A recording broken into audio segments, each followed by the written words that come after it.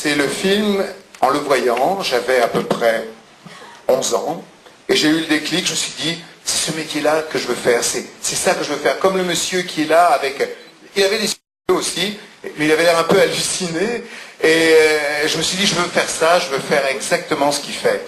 Je veux pas que ça se termine aussi mal, et que ça commence aussi mal que vous allez voir dans le film, mais tout au moins je voulais faire ça, je voulais rentrer dans ce monde. On voit donc les gens qui travaillent dans la haute couture, les ouvrières, et on voit aussi des robes qui passent, des défilés. Et ça m'a donné envie de faire des défilés moi-même, c'est-à-dire de ne pas faire seulement un vêtement qui va rester sur un cintre, mais un vêtement qui va bouger, qui va vivre au travers de quelqu'un, et notamment d'une muse.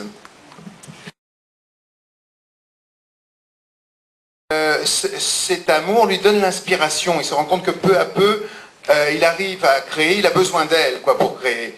Et c'est une chose que j'ai connue moi par la suite, je ne sais pas si c'est grâce ou quoi, en tout cas, justement avec Farita, on n'a pas la même histoire d'amour qui s'est passée heureusement de la même façon, mais c'est en quelque sorte ça, une vraie... quelqu'un qui vous donne cette force de créer cette merveilleuse aventure qui est de faire des choses nouvelles.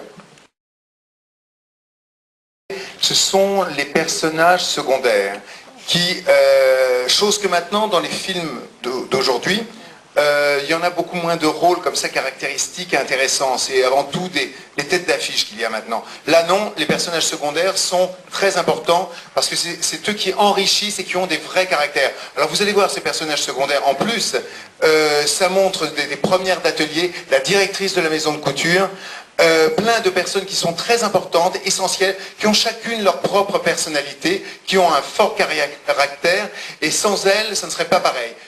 Par la suite, quand j'ai commencé à travailler, notamment quand j'ai été chez Jean Patou, qui était une vieille maison de couture, j'ai retrouvé des premières d'atelier, j'ai retrouvé des gens qui étaient exactement les mêmes, et je me suis dit, ça y est, je suis dans Falbala, je suis exactement dans le film.